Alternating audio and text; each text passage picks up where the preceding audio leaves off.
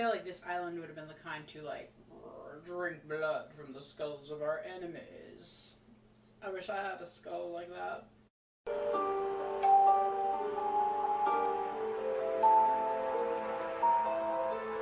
We are back with 31 Days of Halloween, and today we are going to be talking about the movie Apostle, which is a Netflix movie. It came out within the past couple of years, and this movie is set in the early 1900s, 1905 to be specific, and the story follows this guy, Thomas, who is supposed to be trying to rescue his sister because his brother and his father are both incapable, or they don't want to, or they're too old, they don't care. Whatever the reasons are, Thomas finds himself on this weird, creepy island, and he's trying to find and rescue his sister. There are definite Wicker Man vibes here, a little bit of Midsommar with the people's like rituals and the whole cult aspect to it and stuff. And just disclaimer, I've never seen the original Wicker Man. I've only seen the one with Nicolas Cage, which was a bizarre, very bizarre movie. The best part of that movie is when Nicolas Cage is screaming, because it's so ridiculous. It's like pure Nick Cage. But anyway, getting back to Apostle, he goes to this island and he's trying to find his sister, and all these weird things are happening. This island is based off of this religion of the goddess. And these people believe that this goddess, and not God, is the one who basically provides for them and gives them good harvest and keeps them safe. But there is a problem. The goddess seems to have stopped providing.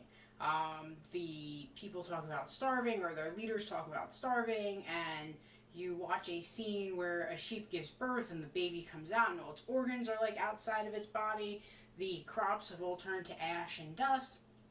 So the question is asked, like, is the goddess angry at us, or is she just getting weak? And nobody seems to know. And the answer for these people has been to collect blood from all of the newcomers to basically feed this goddess. The movie is a little long at like 2 hours and 9 minutes, and I think it could have been shortened and tightened up, and that would have made it even better. There's apparently like a version that's 15 minutes shorter. I don't know where to get it. I don't know who found this out. I can't even remember what review it was that I read it in. But I'd be interested to see that, just to see what it was that they took out. I can think of a couple of things on my own. There's like a weird kind of romance, like what you usually get in these weird island horror movies. But I don't think the runtime hurts the movie so much to the point where you don't want to watch it. Like your first hour is your slow, tense build up, and it definitely works. And then your second hour is just completely, absolutely bonkers. Just everything seems to be happening at once, and just when you think it can't get any weirder, it gets weirder. And it also gets more violent. So in the first half, you don't get too much violence. You kind of get it insinuated because you have these guards, and you see them kind of running around with these like truncheons and spears and stuff. So you know that this community has the capability for violence, but you're not really exposed to that because, as is usual with these communities, they're trying to make their people feel that, oh, violence never happens here. This is paradise. You never have to worry here. We don't pay taxes. You don't have to suffer. But just below the surface, there's always that undercurrent of, if you mess up, we're going to take care of you, and you're not going to like how we're going to take care of you. So it really works well, the two different halves. It doesn't feel disjointed. Sometimes with horror movies you get like a first half and a second half, like Full Metal Jacket, which isn't a horror movie, or Death Proof, which is, you have your first half of the movie and the second half, and they kind of sort of go together, but they also could have been two completely different stories. This one doesn't do that. It's very clear that they're both part of the same story, and they go together.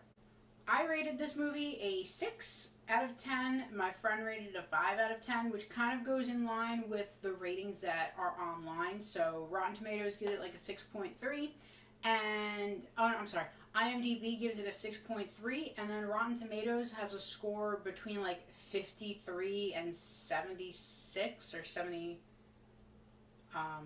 And Rotten Tomatoes gives it a score of like 53 to 79. So we're kind of like in the middle there. Some people didn't like how slow it was. Some people didn't like the level of violence. Some people thought it was too long. I thought it was a good amount of long and a good amount of violence and a good amount of tenseness. But like I said, it could have been a little shorter. There could have been a couple of things taken out. And then I also feel that there was a little too much ambiguity in the story. And I think that the tightening up of that may have helped, at least make it more understandable what happened. So the friend that I was watching it with, he said that he didn't really get it, and that's why he rated it a 5. He liked the storyline. He thought it was appropriately violent. He just didn't quite understand what was going on. So we're going to be talking about that ending coming up. So if you have not seen this movie and you don't want to hear any spoilers, now's the time to dip out, but come back later after you've seen the movie. Make sure you like, subscribe, comment, share, all that good jazz. And here we go into the spoilers.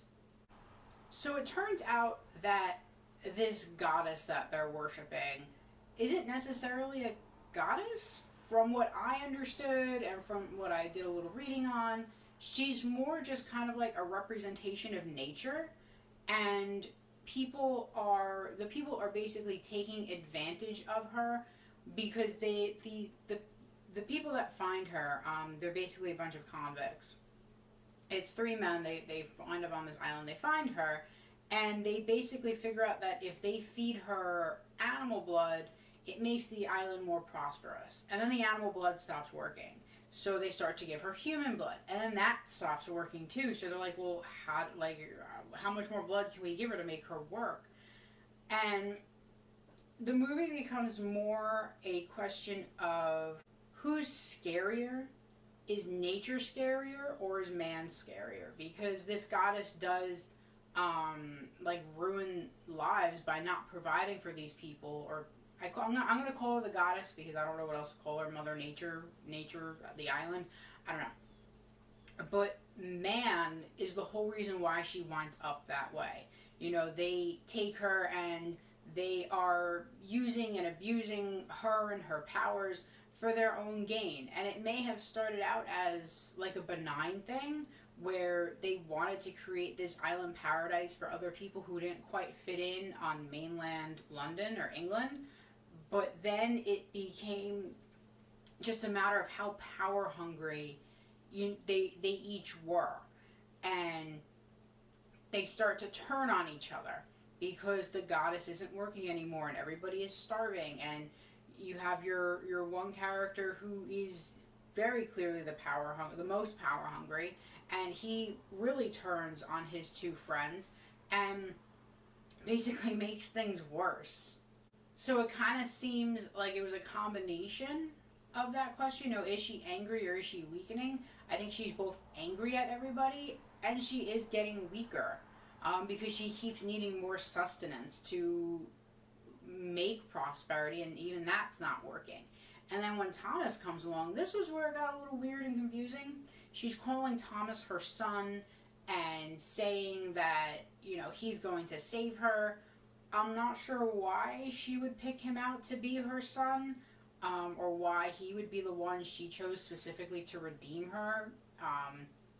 Because he didn't even come there for her, he came there for his sister, but then it wound up that he does rescue her because he kills her at the end, and then he becomes one with the island.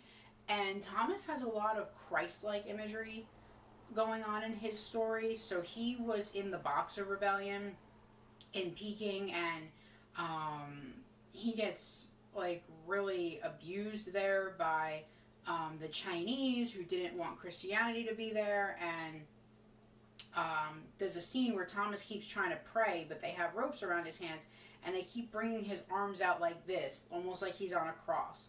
And then at the end, when he accepts basically these powers from the goddess because he's dying and his blood nourishes the island, and he falls back and he's back with his arms outstretched again as if he's this Christ figure.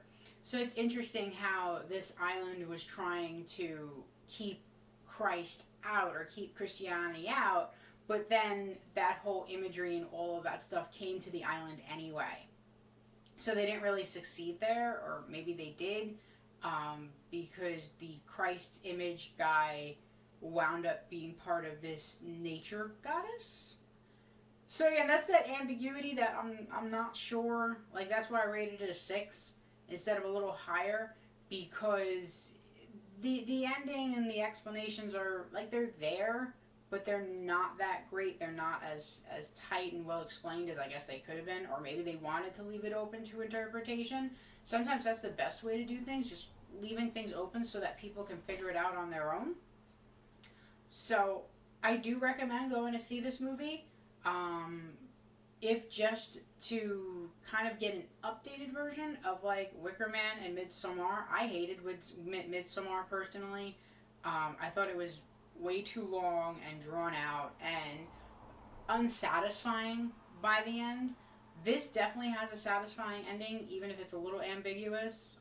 But if you like Midsommar, which has a very ambiguous ending, like I don't like it at all, you know, this should still work for you. So that is all for today.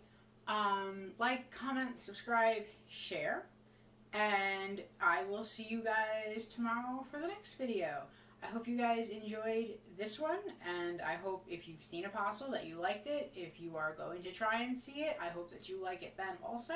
And if you don't like it, I'm sorry. But I will see you guys in the next one. Bye.